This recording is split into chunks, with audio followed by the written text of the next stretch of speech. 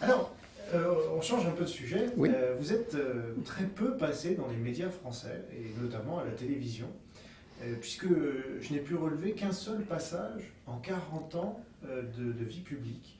C'était le 28 novembre 1986 sur FR3 à l'époque. Et vous aviez été coupé sans arrêt par un certain Bernard-Henri Lévy. Tout à fait. Vous vous rappelez? Alors, Il me rappelle. est-ce que c'est une volonté de votre part de ne pas être allé plus souvent à la télévision, ou bien est-ce que vous ne recevez tout simplement pas d'invitation pour y aller? C'est un peu des deux. C'est un peu des deux. Bon, vu mon âge, je ne suis pas né avec les médias.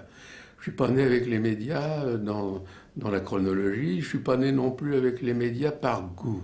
Par les médias télévisuels par goût. Enfin, ils m'ont toujours un tout petit peu fait peur, mais j'ai jamais réussi à dominer cette angoisse. Et en plus, comme vous le dites très bien, j'ai jamais eu l'occasion de neutraliser beaucoup cette angoisse.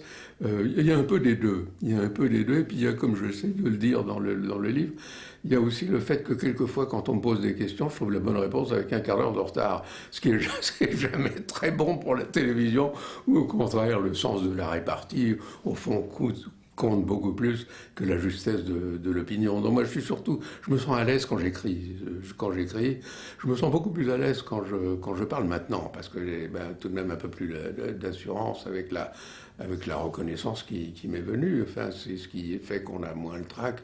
Mais c'est vrai qu'au début, j'étais à la fois peu désireux d'aller dans les médias, peu invité.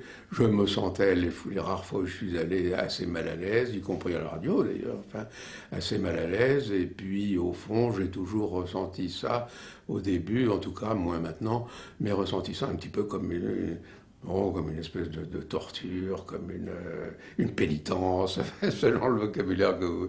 Mais je me sens vraiment à l'aise, c'est vraiment dans l'écrit. Voilà.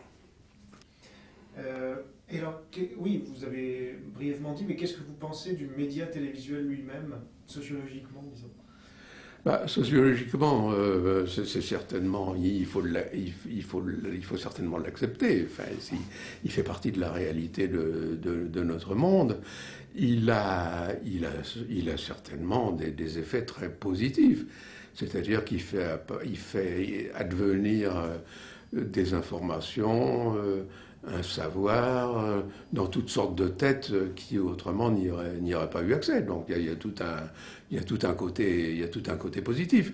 D'un autre côté, il y a des contraintes qu'on peut parfaitement comprendre. C'est-à-dire que on voit très bien qu'à partir du moment où un média s'adresse à des millions de gens, il est obligé de filtrer ses sujets, et puis il est obligé de simplifier les messages, de telle sorte que ce qui est tout à fait frappant tout de même, c'est de constater qu'à peu près sur toutes les chaînes d'un pays donné, la France par exemple, à une heure donnée, vous constatez que toutes les chaînes disent à peu près la même chose. Enfin, mais c'est mieux que rien. Enfin, c'est mieux que rien pour toute une partie de la population. Puis alors, l'image a en elle-même une force d'attraction incomparable. Elle parle plus directement à l'esprit que le texte écrit ou même que le texte parlé.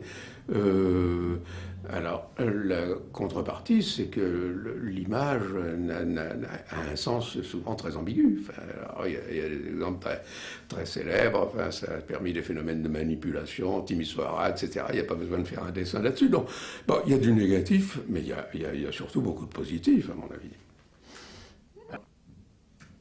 Dernière question peut-être sur la télévision.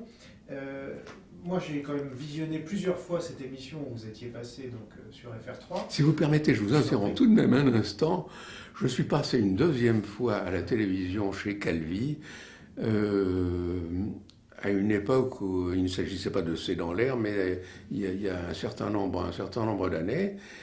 C'était quand j'ai sorti Le Juste et le Vrai, le livre sur le juste et le vrai. Et là, je me suis senti heureux parce que j'étais vraiment sûr de moi.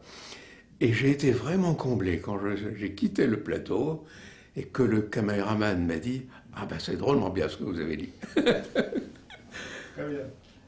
Merci pour cette précision. Alors, Cette émission de 1986, quand même, moi je l'ai visionnée plusieurs fois, et très clairement, vous avez ridiculisé le philosophe ou pseudo-philosophe Bernard-Henri Lévy, qu'on voit partout, qui est tout le temps là. Notamment, vous avez dit que son maître, Althusser, était trop bête pour avoir lu le Capital de Marx. Vous avez quand même fort. Et il avait d'ailleurs qualifié cette déclaration de perfide de votre part. Alors, est-ce que c'est pas parce que vous aviez eu ce rapport brutal avec lui à la télévision que ça vous a découragé de... Oh non, là je m'en souvenais même plus de cet épisode. Mais ce que j'ai dit d'Althusser, je l'ai dit en connaissance de cause, parce qu'il se trouve que je connaissais très bien Althusser. Il était mon caïman de philosophie à l'époque où elle était à l'école normale de la rue d'Ulm. Et à cette époque-là, nous étions deux à préparer l'agrégation cette année-là. C'était une année de bravo, nous étions deux. Et la préparer quelques exercices qu'Althusser nous faisait faire se passait dans son petit appartement de la rue d'Ulm. Souvent autour d'un verre de cognac. Par conséquent, c'était très sympathique. Je connaissais assez bien Althusser. Et c'est lui-même qui a écrit quelque part, mais je l'avais observé à l'époque, il disait que quand il lisait un auteur, il faisait du carottage. C'est-à-dire, je suis absolument convaincu qu'il n'a jamais lu Marx in extenso. Il a été absolument éberlué par la gloire que son lire Le Capital lui a valu. C'est une gloire mondiale. Je me souviens quand j'ai été professeur invité à Harvard, c'était une année où dans le catalogue de Harvard, il y avait un cours qui était présenté, la philosophie de Platon à Althusser. Non. Ça n'a pas duré 2 ans, bien sûr, mais bon. Donc j'ai parlé d'Althusser en connaissance de cause. Non, et là, c'était probablement une réflexion spontanée que j'ai faite en raison de ma connaissance d'Althusser, et dont je ne me souvenais plus encore une fois.